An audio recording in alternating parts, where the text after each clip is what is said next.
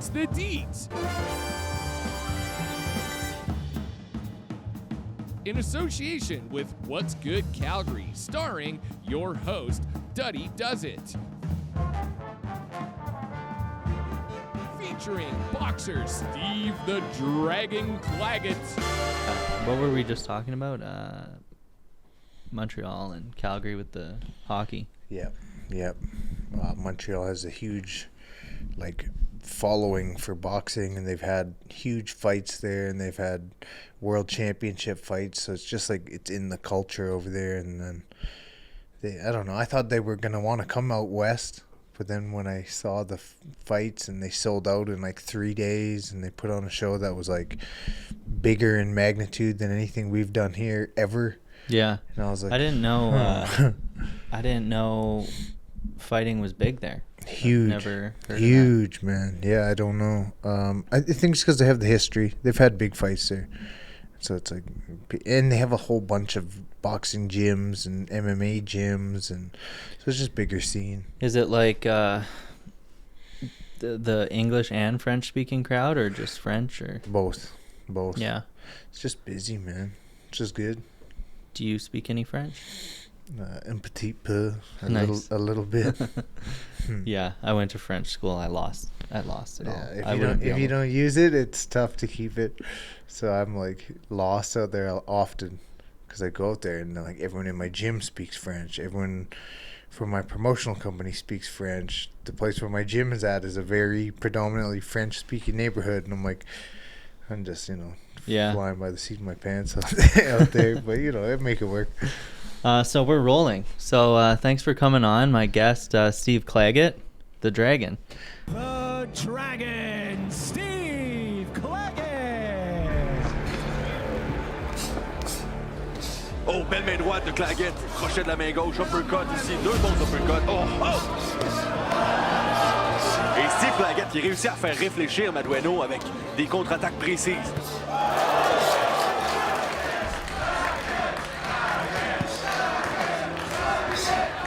Madueno doit être conscient qu'il est en train de perdre le combat. I'll do everything and anything to make it happen. I know with Eye of the Tiger behind me, we can do it. The Dragon, Steve Claggett. Yes, sir. Thanks for having me. Could you sort of introduce yourself and tell everyone where you're at right now? And then later on, we'll get to more of your backstory. Yeah, for sure. I mean, I'm a professional boxer. I've been pro now for 15 years, which seems really crazy because it didn't seem like it was that long, but it flew by pretty fast. I'm right now number 1 in the country, which is a pretty great accomplishment and makes me feel pretty good about it. And Yeah. it's been a long road, and it's still going. So there's a lot of things happen. Yeah. What's the average length of a boxing career? That seems already long, and you're fairly young. Yeah, it is. Honestly, they're so random. I've seen people come in and have one fight and leave. Yeah. And your career was, one night long. But there's also, I'd probably say a couple of years, probably a 4-year, 5-year thing. Not 15 usually. Hey? Yeah, so Yeah. I'm going for the long haul, but Yeah. I think it's credit to my lessons that I learned early in the game, the fact that I planned for longevity, and the fact that I'm determined to see this all the way through. I'm not going to quit just because it hasn't gone where I want it to go yet. It's been close, but Yeah. we're still going. Number 1. Yeah. So do you usually box people quite a bit younger than you, or at least with a lot less fights than you? It's a mixed bag, but nowadays a lot less fights, which is kind of funny because I looked on the rankings of all the fighters in my weight class in the top 40, and I was like, I have the most fights out of anyone. Yeah. And that's a weird thing because I never really thought about it that way. I just thought next fight is everything. And then now I look back and I've gained a lot of experience. But the age thing, it's all random because you could be 18 and fight a 50-year-old if that was your opponent, And you had 4 fights last year, was it? Yeah. Yep. That so, seems like a lot in a year. Yeah. So what's normal? What's the average for someone? Like 2? 3, 4, 2 when you get up there and you start having bigger fights. 1 if you're making enough and you can kind of sit back and you don't want to be active, because that's the other thing, right? It's like if you're fighting once a year, what are you doing for the rest of the year?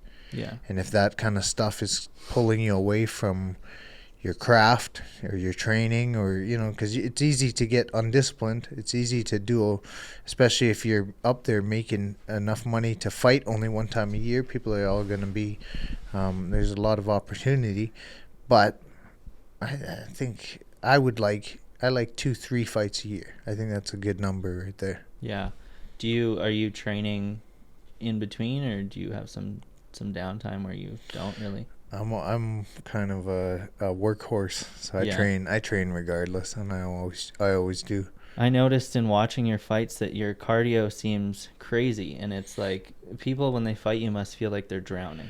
Like, well, thank you. Yeah. I mean, that's something that I think I got it from when I was a kid. I used to play sports. I used to play every sport that I could find. Yeah. I used to swim, and that was something that I hated because I had asthma. And I think that doing all this activity and having asthma, I kind of like developed an endurance system. I don't know exactly what happened, but I've just always seemed to be able to push through. It's something that I did since I was a little kid, and now I think it's paying off. Do you do any other sports to train, or like, I don't know, I know some hockey players do like yoga and stuff. I do my yoga. I do my strength and conditioning. I do like, I don't know, I'll play games and stuff with friends, but I'm not an avid, I'm not in any other league. Yeah. Or, you know what I mean? I'm not like because I can't take the risk as well. But like when I'm just messing around, I'll play tons of sports, and I always have. I guess let's talk about how you got to be a boxer and growing up and all that. Yeah, for sure. I mean, I was a scrappy kid, as they say. Mm-hmm. And there's like a line in boxing where they say, you don't pick boxing, boxing picks you. And that was me. Like I remember going into grade 1 and a little kid, and I had some guy come up and want to fight me and grab my arm and twist it and like hurt me. And then I have to get him back. Like, he hurt me real bad. And I remember going in, I don't know if I've ever told this story before, but I went into like the boot racks where you put your shoes and stuff, and I had like winter gloves on or winter gloves, and I put them on, and I went back outside, and I was like, I don't want to say his name, but I'm like, you remember when you twist my arm? Because he had put me in like a hold and twisted my arm and hurt me for, I don't know, we were like little kids, we were like messing around. But he hurt me. I went in, I did my warm-up, I guess, and came back out, and I punched him, I put him down, and I still remember it. And it was just something that happened when I was in like grade 1. And then like later in elementary school, I had a bunch of kids want to fight me for this or that, and I just kind of had a magnet on my, I don't know if it was my, because usually I've been a pretty nice guy.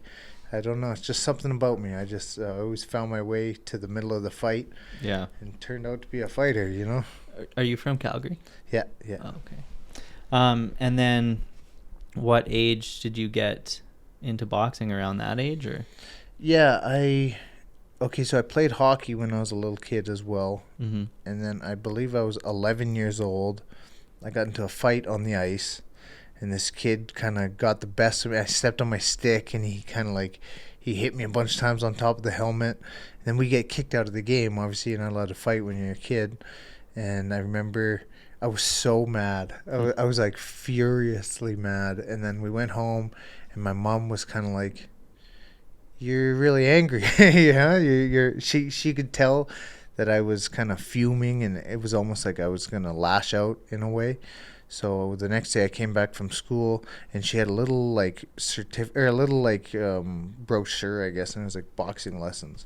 Mm-hmm. She's like, "We're gonna put you in this," and then I went to Teal Fista Boxing, which used to be in Silver Springs in Northwest Calgary. Yeah. And I had my first training sessions, I guess, and I worked, and I happened to be good at it. And right away it was an outlet, and right away it kind of gave me a vent for like the aggression, and it gave me something to channel it towards. So I guess I had a lot to channel because I made a career out of it.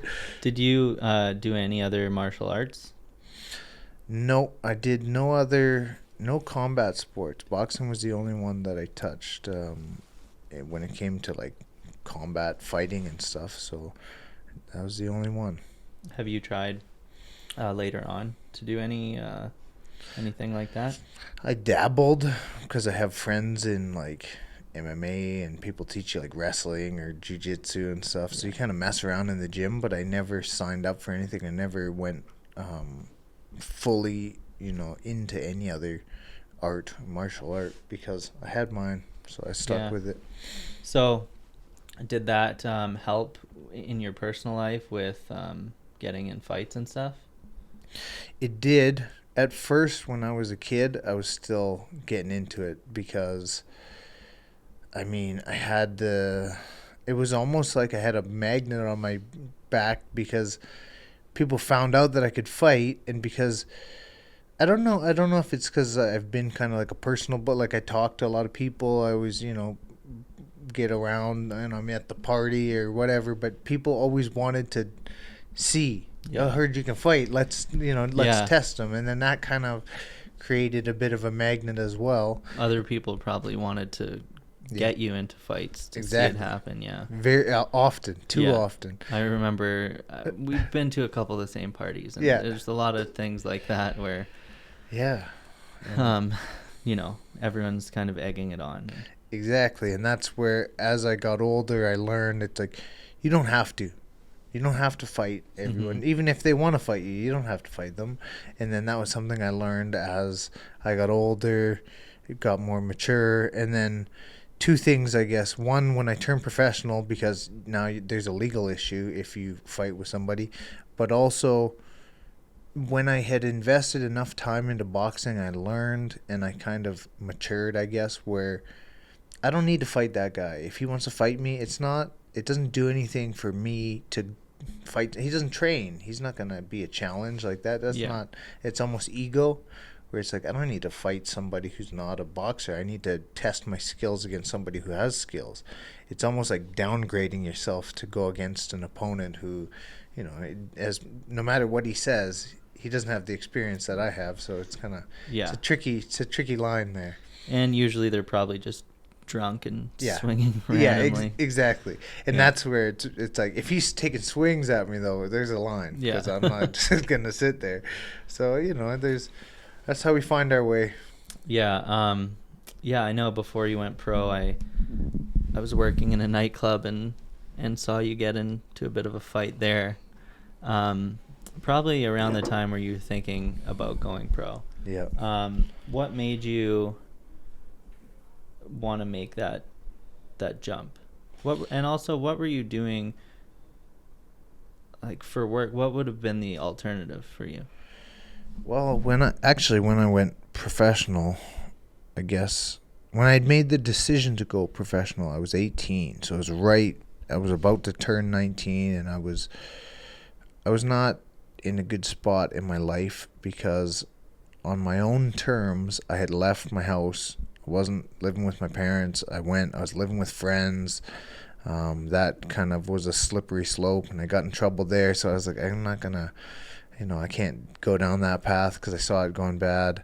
And then I actually moved into my boxing gym, which had a back room and it had a little pull-out coach and stuff. And then I had made a deal with a promoter out of Edmonton, because the previous spring I had won the Golden Gloves, and I got the Golden Boy Award, which is the best fighter in the tournament, and I won both fights that I had in good, great fashion, because I stopped both guys, so a technical knockout.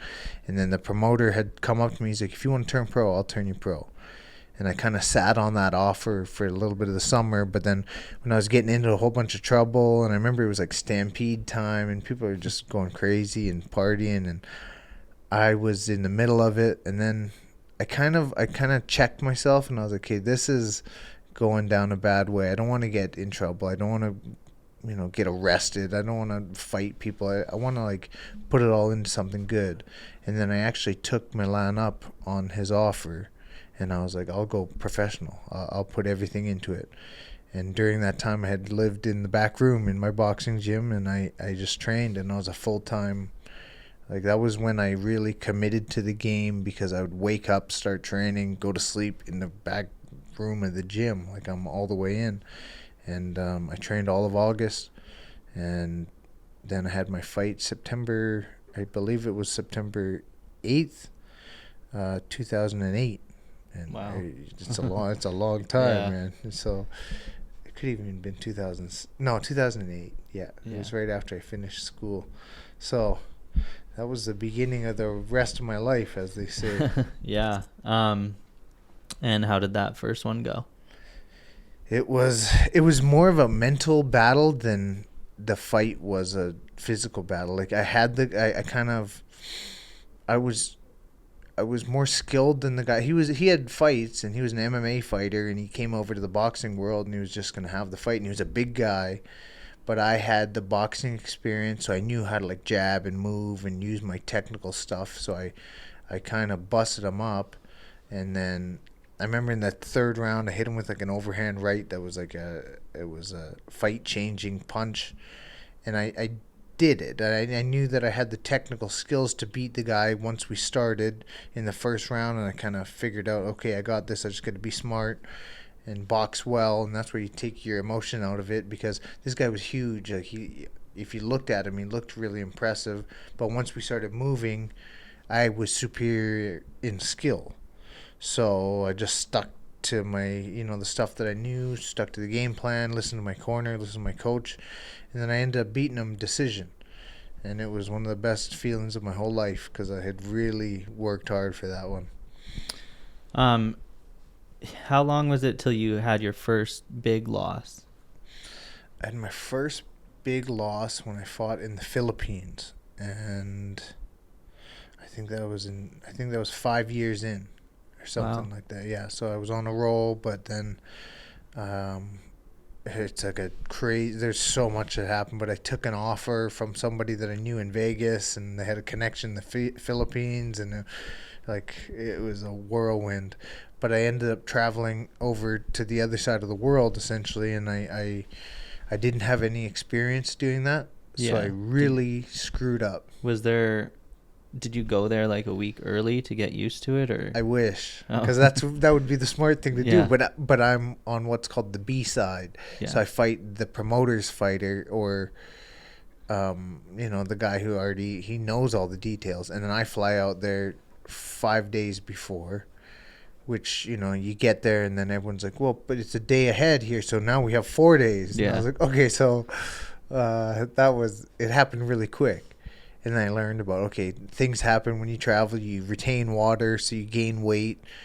I left Calgary weighing. The fight was at 138. Okay, so right now I'm a super lightweight fighter. We fight at 140. But even back then, I make 138. And I remember leaving Calgary, and I weighed 142. And I was like, that's an easy cut. But then when I flew, you retain a bunch of water. I was eating in the airport, didn't whatever. And I got there, and I was like 153. Oh. And I was like, oh, man. Like, I got 5 days to cut it. And then they're like, you have 4 days to cut it. Oh, that must have been horrible. Yeah. So what did you do to cut that weight so quickly? I just starved. I didn't eat anything, didn't drink anything, and worked out. And sat in a sauna. Sweat. And yeah. And I came out of the sauna, fainted. Woke up, my arm hurt really bad. This is what I mean. Like, I was ill prepared. So did you go into it with the same amount of confidence, or were you? No, not at all. You thought you were gonna lose? No, it's never so black and white. It's like you'll do everything that you can, anything to win. But this thing in your mind, what if you're not ready? What if that? Remember what happened? This happened. So it's that's the thing with boxing. It's such a battle against yourself. Like, the whole fight is internal, and then you have to go fight. So it's like, if you can hold it together, that'll really help. That's where some guys, they're not really, even people who are not great fighters, if they're mentally just determined and strong, they can go and perform well because they don't get in their own way, essentially. It's kind of like they're just focused on what they're going to do. There you go.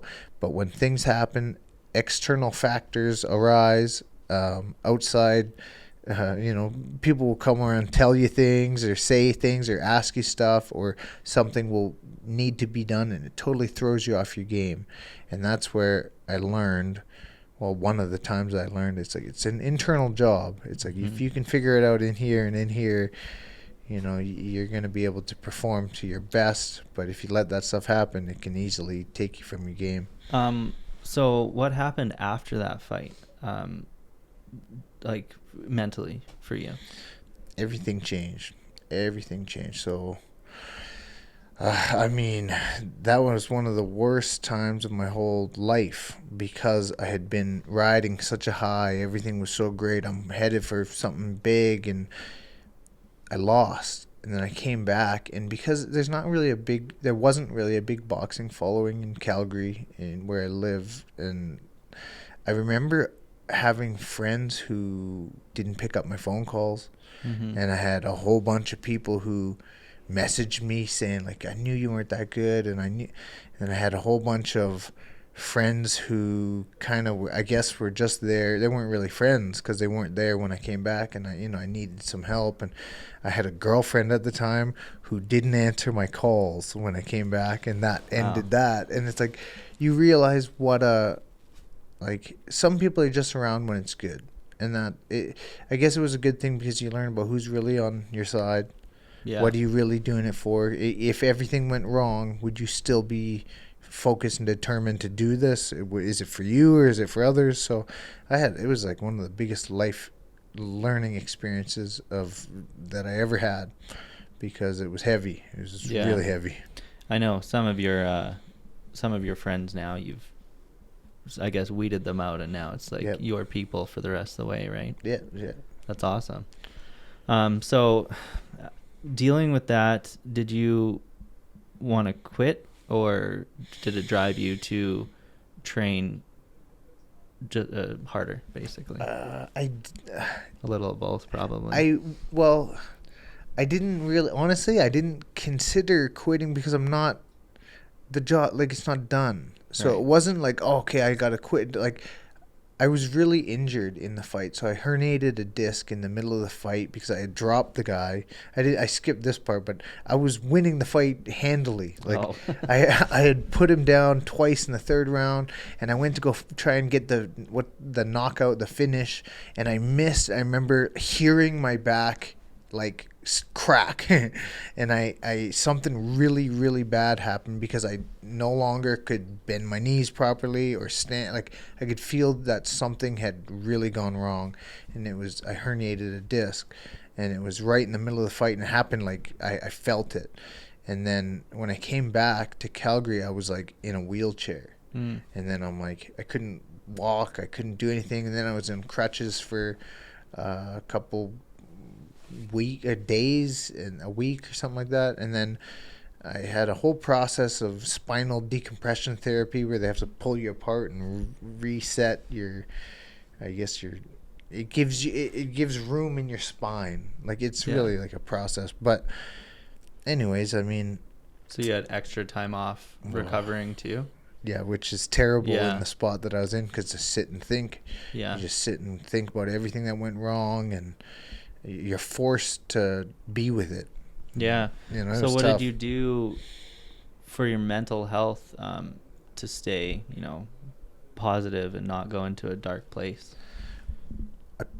I did a little bit go into a bad place, but I picked up good habits, and that was something that I owe to body. Like, I started doing yoga because I couldn't move very fast. I couldn't train, so I started working on my stretching, my mobility.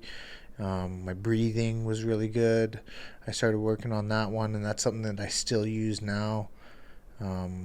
Just like, I guess, all the training that you can do inside your mind. I started reading, I started writing, I started doing a lot more work like that. And did you do any of that stuff before? Because that might have helped you in the end. I did but not to the extent that I did after having, you know, a couple months where I had to literally sit down and just work on stuff. And I guess it was it's one of those things where it's the worst thing that ever happened, but it opened a lot of doors, and it taught me about how to work on the other aspects of myself, and then that in turn worked on the other aspects of my game. Yeah.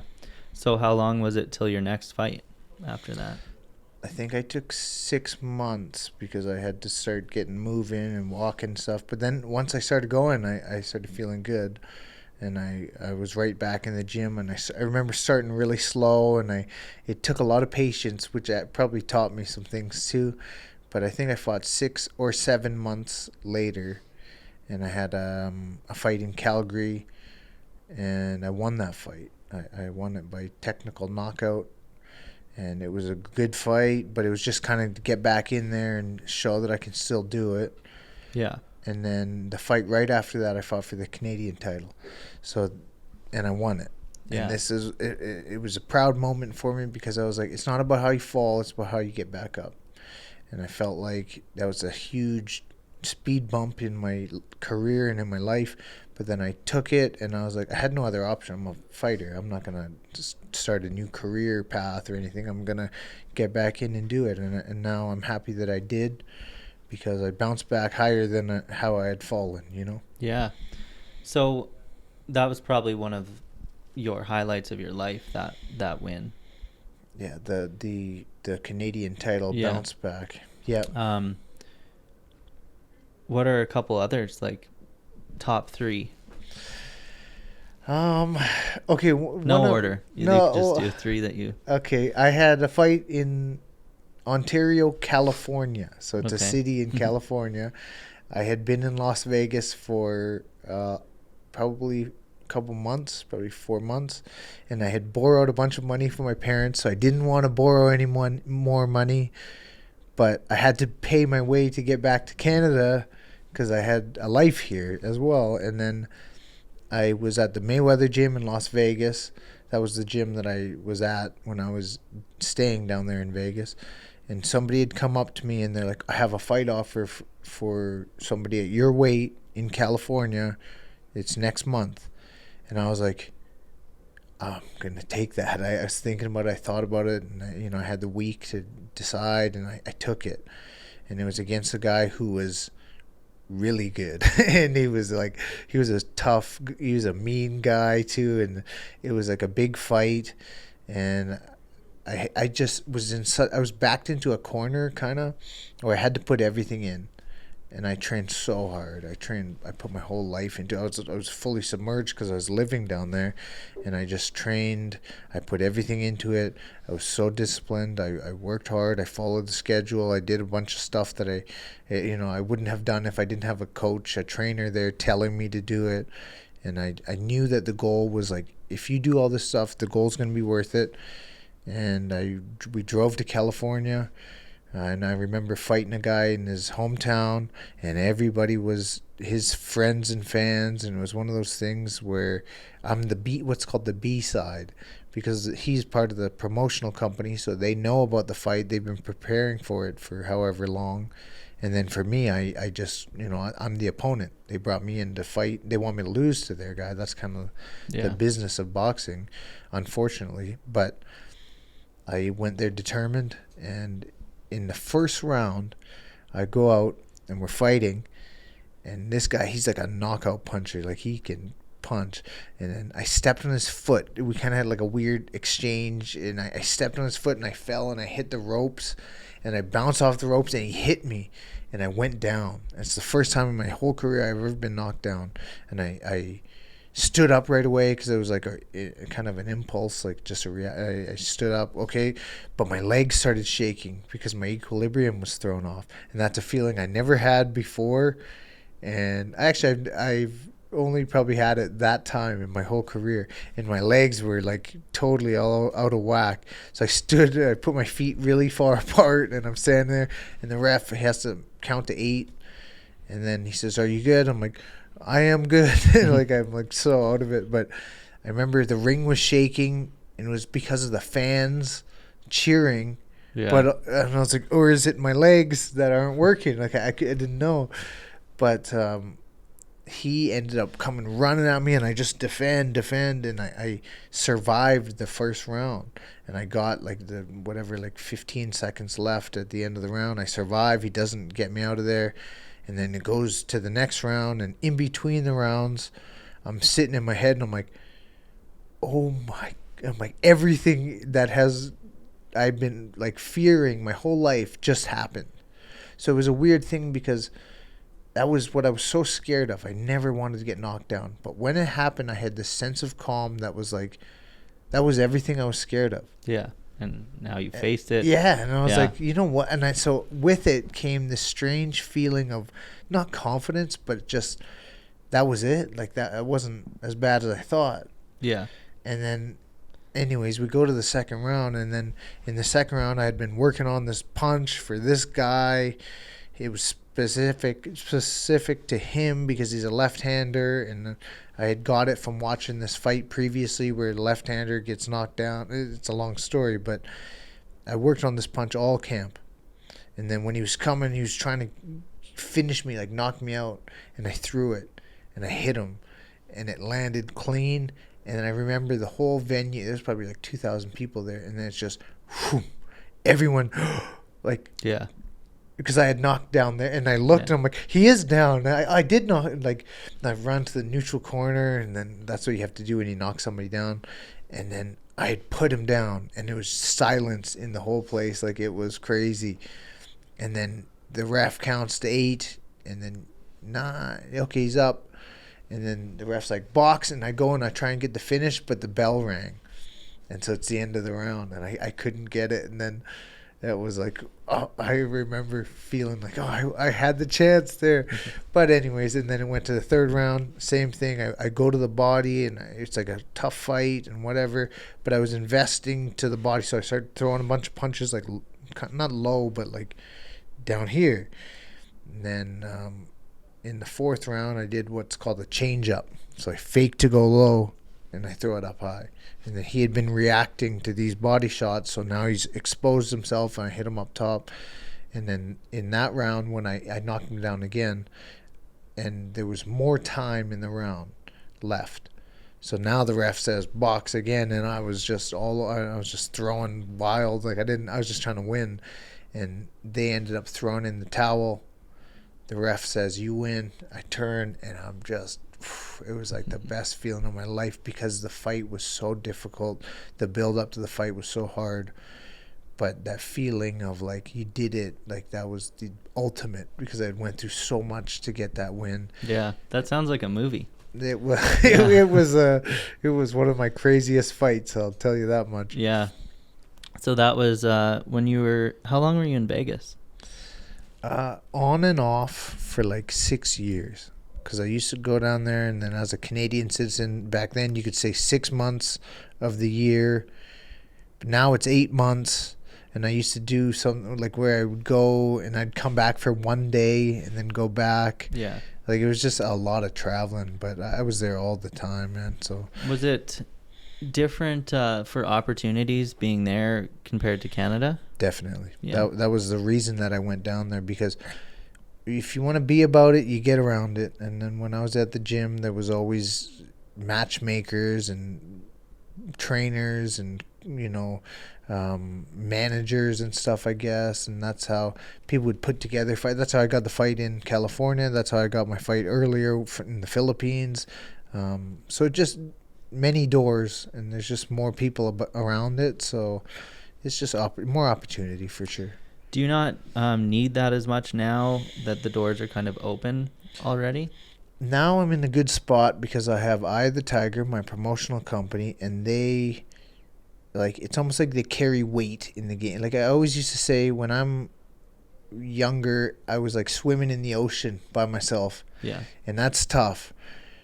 But now I'm on a big boat. I got a boat carrying the weight, like my promotional company, and so we can, we have leverage. We can negotiate. We can talk about things, and we don't have to take. Because when I'm younger, I have to take that fight offer. Yeah. Because what if I never get another one again? So they offer it to me, knowing that I have to take it. So they say, oh, it's next week. Yeah. If you want it, it's against our best guy. Yeah. It's if you don't want it, don't ever talk to us again. Yeah. And they'll play hardball like that too, because there's boxing's kind of it's a little rough around the edges. So where's Eye of the Tiger based out of? Montreal. Oh, okay. Yeah, but they have worldwide access and connections with the whole boxing world, which is like that's the best time of my life, man. It just has opened up the doors for me. Yeah, that's awesome. What do you think of like prize fighting and YouTube fighting and those kind of things? Me personally, I don't mind it. Mm-hmm. Do you think it's good for boxing? Yeah, it's like put me on the undercard. Yeah. I want to get on the show. I want to be seen. And that's like the name of the game is how many views. Yeah. How many people saw it, and that's where it could be like an ego thing, because when some fighters like, oh, I see these guys, Logan Paul and stuff, they're making millions when they've never had an amateur fight. They just hop in and start fighting, make millions. It's unfair. But boxing's never been fair, and it's like if you can sell the tickets, that makes that makes sense. If you can sell it, then you're good. I think it's good. There's eyes on the sport. Exactly. Some people would never have watched boxing otherwise. Like I watch more UFC and things like that, and then when you watch an actual boxing match, you're like, wow, these are so much better than the prize fight I just watched. And so then you're maybe interested more at that point. Right. It gives the opportunity for more viewership. Like people can watch it who never saw a fight before, or they like this influencer, and now this influencer's having a boxing match, and they're like, you know what? Boxing looks like I could try that, or anything to bring more eyes and attention to the sport. To me, it's a good thing.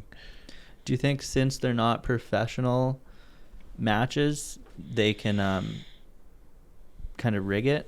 Like the rules aren't really there in place? The rules would be different, for sure. But the thing is, like, I've always heard about like rigging fights and like faking fights. It's like, have you ever seen someone get hit? It's like that's really hard to fake. Like you would need absolute immaculate timing and experience to be able to take a punch and make it look real but not actually get hit. It's like it's too much. It's impossible to do. Now there could be somebody went down and then he stays down, or like he took a knee, or like there's that kind of stuff could happen. The judges, I guess, the judges, and that one happens in real boxing, like across the board that happens, because judges have favorites, which is where the game gets messy because they're not supposed to. They're supposed to be totally neutral, and that's but it's individual. Like there's no one size fits all. It's like if that promoter dealt with that judge before and they know each other on a 1-to-1 basis, and he's the judge who's judging the fight of the night, and that's that promoter's fighter, and they know that. Maybe they went for dinner together, the week before or whatever. So it's a weird game, like especially when gambling's involved.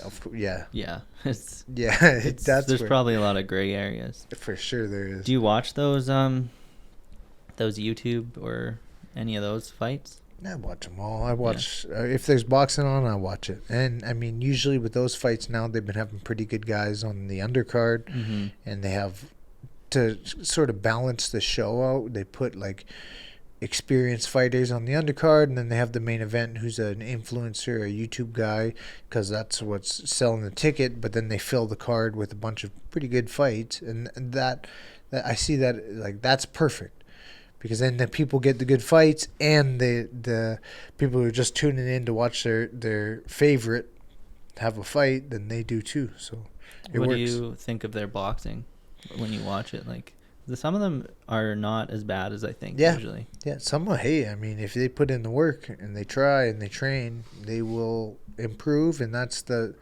boxing's like an internal journey. You work on yourself, and then you get the light to show everyone what you've been working on when you go and you fight in the public eye. So it shows, I guess, we get to see what that influencer has invested into the sport. Is he in good shape? Has he actually been training? Has he been learning the discipline?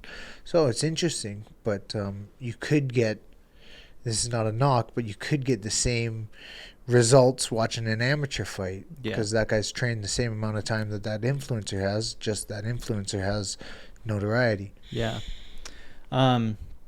Sometimes you hear boxing compared to like chess and things like that.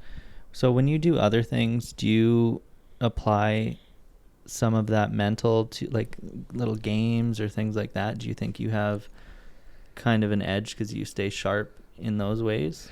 I don't know if I would call it an edge, but I call it a shaped perspective. Mm-hmm. So the way that I see things, obviously, I come from a world of competition, so I'll always see, like, I don't want to say get the upper hand, but like I'll try and address a situation like, okay, maybe I should do this because then I'll end up, it'll be better for me in the long run if I do it like that. So you want to set yourself up for success. And so, yes, I take some of that stuff from boxing for sure. But because it's not a me versus them situation most of the time in life, I don't need to. Yeah. So I don't need to show up with the intention to win. I just show up prepared. And that one I do get from boxing for sure. Going back to being prepared and training, between fights, you train differently for each fighter, right? Yeah. How much does it change your actual style the way if you're training just for one specific fighter? It changes, but I mean, pretty much the goal is to improve and to get better, and you work on yourself. You work on yourself first, and then when you get an opponent or a training camp, or a fight date schedule, and you get into training camp, then you start to cater your arsenal to that specific opponent. So if he's a left-handed guy, I'm going to fight him different than if he's a right-handed guy. If he's big and strong, but he kind of tires out, I'm going to fight him differently than if he's a skinny and wiry guy and he goes all the way. Like, there's always a different kind of game plan, strategy, structure to beat a specific opponent. And now, mind you, that depends, because sometimes you don't get the opponent until a couple weeks before the fight. Sometimes the opponent changes. Sometimes you don't know who you're fighting. Like, there's so much that goes on that. But because I had so much experience in boxing without a promoter and without a team, essentially, I learned how to work on myself. And then the more you work on yourself, the more you're ready for whatever comes your way. And that's why I always said it's an internal job. You work on yourself, you develop your skills, and then where you go, whatever, you're ready for it because you've been working on yourself. You've been progressing. You've been working. Like in boxing, it comes to your stamina, your strength, your speed. But all of that could work on that opponent, could work work against anyone. So you generally want to improve, and then when you get your opponent and it's locked in, you make technical, tactical adjustments and strategy towards the guy that you're fighting or the style that you're fighting. How long's a training camp? Usually 8 weeks. Okay. But I mean, that again, you're always kind of training. Yeah. And fighting it's so random. Like, you could get a fight offer I could get a fight offer now. I have my leverage, I have my team behind me, so I wouldn't have to take a fight if they offered it to me next week. But it's happened to me before, and I've gotten offers where it's like, hey, you want to fight this Friday? And they're like, I don't want to, but do I need to? Do I need the money? Like, there's so much. But you get it. A typical boxing training camp, it's supposed to be 8 weeks long for a 10-round fight. And that would be, if it was straight across the board like that, that's what everyone would get. But it doesn't happen like that. It's so random. It's just individual. Not random, I guess. It's individual. It's like, if you get that offer against that guy on their show that's in 6 weeks, you're going to take that offer. That's why I learned, stay in the gym, man, because if you're ready, you don't have to get ready. You don't have to, get yourself back to ready. What are your next goals? Well, I have the main goal, and that's a world title. Mm-hmm. And that's something that I worked for my whole life. But the next goal is the next fight. And as of now, we don't have anything locked in, but I'm kind of I'm like a keener. Like I'm like asking my promoter, like, can you put me on the? I want to fight on the next show. I want to fight on. I just want to keep working. I like to work. I like to be active. I like the consistency.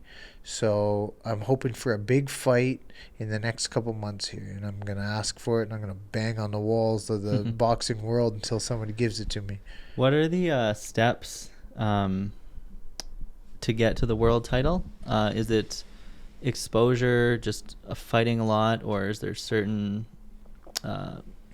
steps? Is there certain people you have to fight? Well, there's a ranking system. Mm-hmm. So there's definitely, like, you can't just be some guy who comes in and fights somebody in the top 10. Like, you have to kind of build your way up. Right now I'm ranked number 8, which is awesome. That's something that I've been looking for a long time. But I'm ranked number 8 by the WBC, and that puts me in contention to fight anyone. I could probably fight the top 5. I could fight anyone there, and that's where it's individual as well, because say the number 1 guy had a fight and, his opponent backed out or whatever, and the other guys are all tied up and they have fights, so they can't take it. But number 8 is ready to go and up for the challenge, and then I'd get that offer if they contact my team. Yeah, so you could just be a couple fights away, really. Exactly. So I it's closer than ever is really how I see it, and so I'll just keep getting ready for it, because I've been working my whole life for it, and that's something that I really want, and I know that I have lots that I haven't shown yet. I haven't shown my best yet, so I'm just ready for it, looking to improve, and hopefully we can get one of those big calls this year.